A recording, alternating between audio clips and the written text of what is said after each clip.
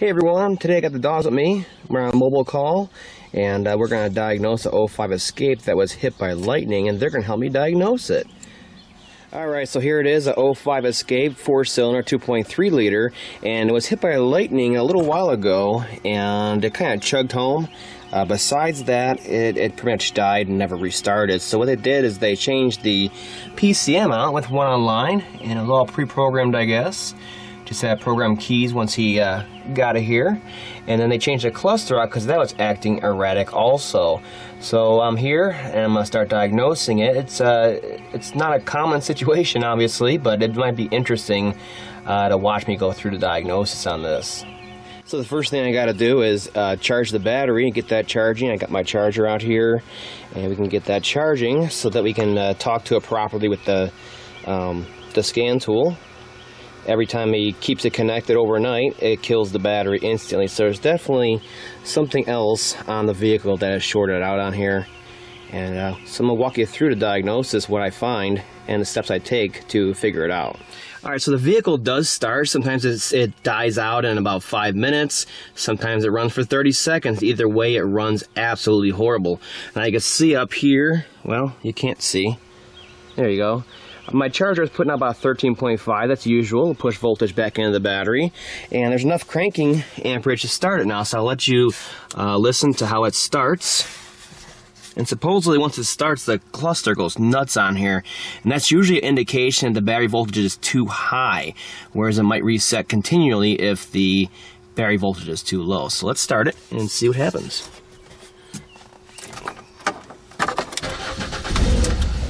So it starts, and it barely freaking runs.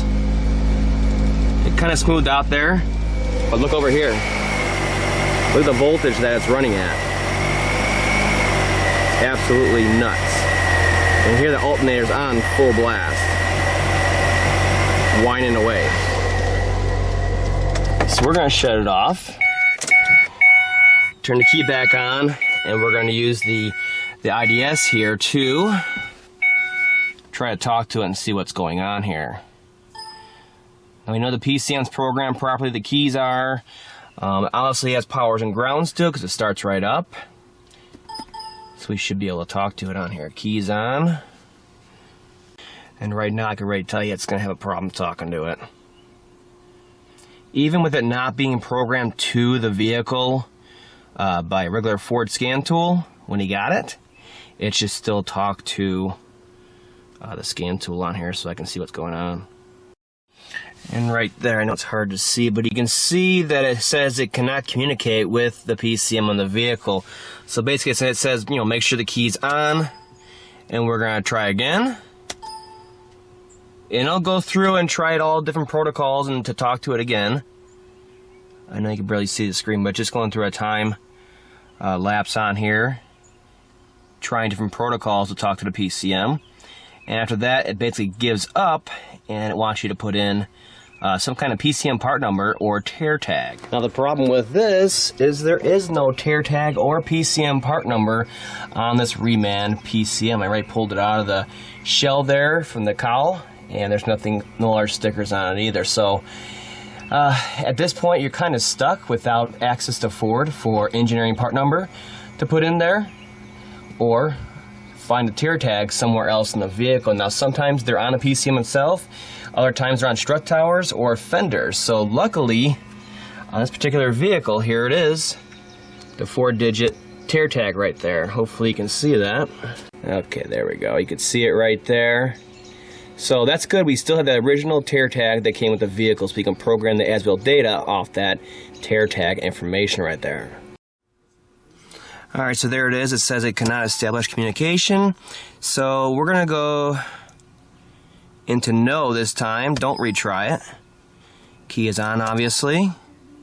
And it's a whole process. It keeps trying different things and key cycles, trying to wake the PCM up and everything else. It's a whole process. And now it gives you the option to pick a vehicle from the list, which is a really weird way of doing it. Look at these weird vehicles right here. at this point it offers a list of vehicles to pick from. It's always all these weird vehicles from other countries and diesels and stuff. Really weird stuff. So at this point, skip past that, all others, and it gives you the option to put in the calibration number. You can see it right there. You put in the calibration number, the tear tag, or the PCM part number, which is actually the engineering number. So we have the tear tag, so we're going to put that in. That's the easy way to identify your vehicle. Okay, our tear tag is entered. We'll hit next on there. You can see it's a really long process on here if it cannot communicate with the PCM. But this will ID it correctly. You can see it right there. And at this point, it's probably going to prompt us to automatically have to program the PCM to the vehicle. And that's what I want to do anyways. I want to program the PCM to the vehicle with as-built data, and I want to program the cluster to the vehicle also. So we're going to go into the PMI process. You want to do all this first if any module's been changed. I do PMI, the PCM.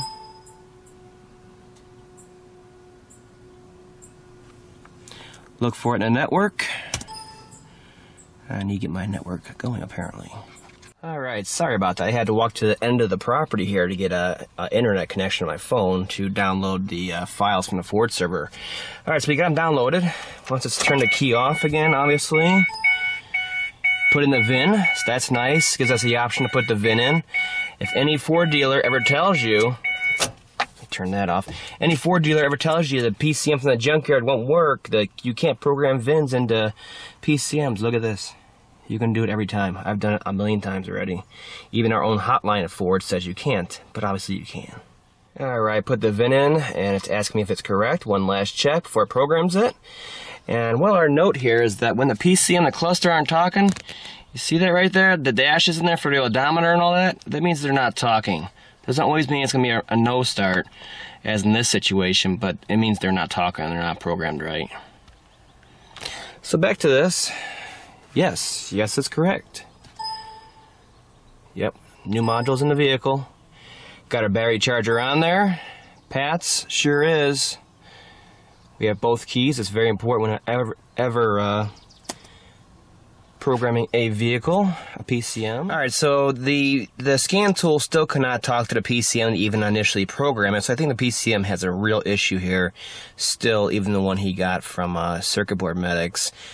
And so the next thing you gotta do is do a network test. We're gonna see which modules are responding, and if they are responding with faulty ECUs, you know, 1342, stuff like that.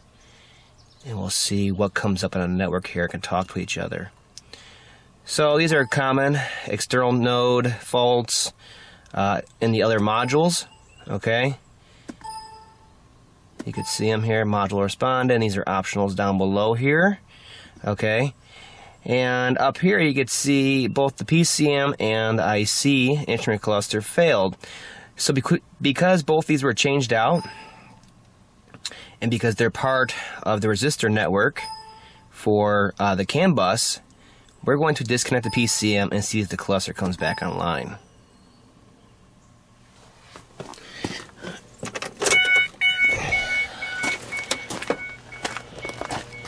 Go over here, disconnect them. Let them just lay, okay?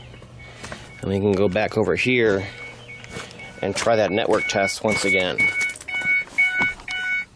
Put the key back on. Man, that beep's annoying, isn't it? And we'll retest the network and see which modules are now responding.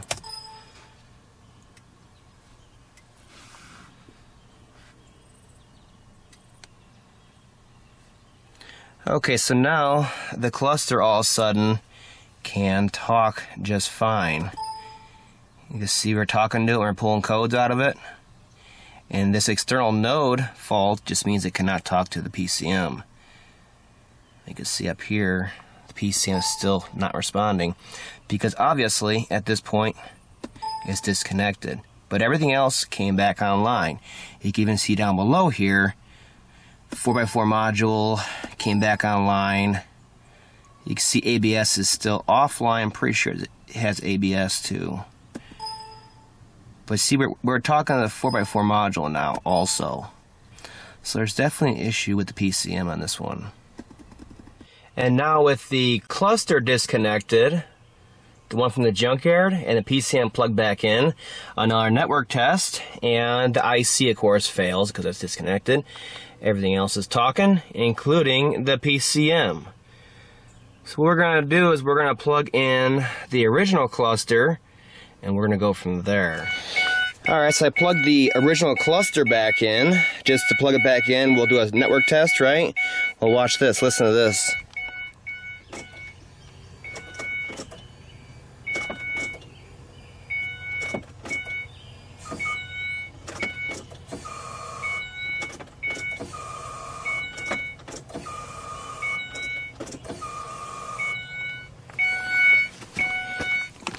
Now the fuel pump comes on when you turn the key on like I should. So let's do another network test here.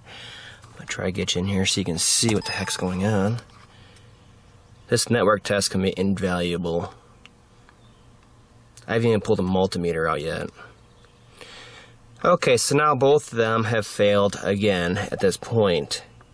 They're not talking. Alright, I have the cluster disconnected and PCM connected back up since we can talk to it that way.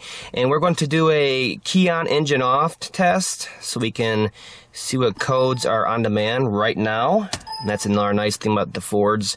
They'll check all the inputs and outputs to the PCM.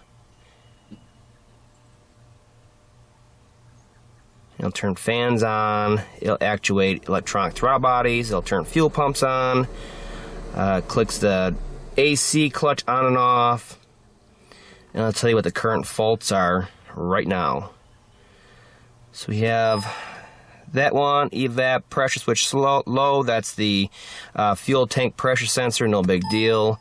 1397 system out of voltage, self-test range, and that's because before the voltage was way too low, battery kept dying, and then when it started and it's charging, you saw earlier, it's at 19. So these codes mean nothing. Now we can talk to the PCM. We're going to let's try to start it and watch the power balance to see if we can talk to it with PID data type data coming through here. And if we can, we're going to do a PCM program, get it programmed, and then we're going to go from there with figuring the cluster out and why it's taking down the network. So let's start it.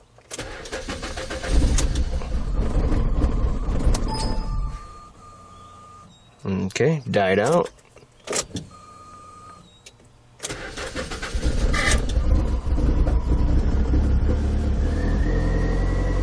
Okay, so we can read data on here and stuff like that. It actually runs quite well with the cluster disconnected, to tell you the truth. And our voltage, while a little high, isn't, at 19 anymore. Plus the charger, I think, is still on. So let's turn the charger off and see what we got. Okay, so for a dead battery, I could see it at 15, 15 and a half. It seems a little too high still, but it's not at 19, 20 where it starts drying modules out.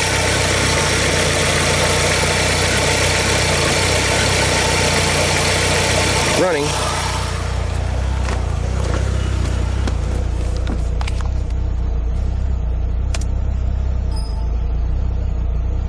You can see a couple cylinders are dropping out.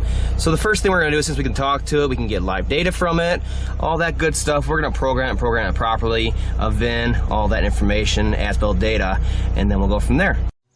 All right, let's try this again. It's verifying the VIN. We installed the new module already. It should have the as-built data from earlier. And wants me to turn the key on. And that's how it should do it. It should automatically go into the erase procedure and then program it with the as-built data. And this will take a little while. Just make sure your voltage on your battery is up, and it should go through without any problems. Some vehicles take longer than others. Some could be 5-10 minutes programming. Others could be a minute or two. So you just have to wait for the process. But this will make sure the PCM is running with the proper information. And once it is, and we have proper gas, gas is not old, and we check the spark plug, stuff like that, we can worry about the engine, how it's running. And then go for the cluster, obviously, after that. Alright, it's done programming. Why don't you just cycle the key about 5 freaking times. It's waiting for it to fully power down right here is what it's doing. And then we'll turn the key back on, and it's going to do a self-test and all that, clear the codes, and then you have fresh codes from there, what the current faults are.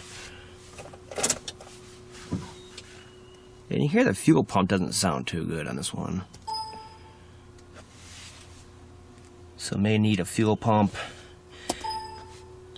Now some of these require a few different speed items on here, like the axle ratio, tire size, stuff like that. Does it have speed control built into the PCM or not? So you just have to go through and answer a few questions. Most times you don't have to do this, but this is an older vehicle. Alright, that's taking a little while to program, but there's no errors. So let's go over for a little doggy break. Let's see how they're doing. Oh, just hanging out, look at them. Enjoying life out in the country. How you doing? Nice and cool in the shade? How about you? Oh, now they're fighting for attention. She can't get attention. They love hanging out with me, going for car rides. Great dogs. Don't get car sick, nothing. So let's go back and check on the PCM. Shouldn't take too long to program this part of it. But apparently it's going through the whole process again. Either way, we're getting all the good, correct information into the PCM and the VIN and all that kind of information so that it can run properly. And once it has the information, it's basically up to the PCM software we put into it, and of course the hardware to run properly at that point. And we could diagnose any new DTCs that come up. But you don't want to do any of this stuff until you get these modules programmed properly. Else you're just shooting in the dark, basically. You're fighting a ghost. Alright, it's programmed into there. No errors. That's what I want to see. We're going to turn the key off, let it power down again, and go through the cycle. You can see all the stuff they have to do to get these modules up and running on here. I know it's kind of boring, but it may be of interest, to some of you out there. There's a lot more to working on cars than just beating on suspension components and stuff like that. A lot of this new stuff takes a lot of smarts. Know exactly how to deal with these situations. Again, more key cycles. Calibration is loaded and checked. And it wants us to start the engine and make sure it can start. And now every time I turn that key on, that fuel pump comes on. Listen. So, it's still running horrible, but at this point, we know everything's programmed properly. Once it starts, you can turn it off, and then we're going to turn it back on, and then it's going to clear codes, so we can start fresh.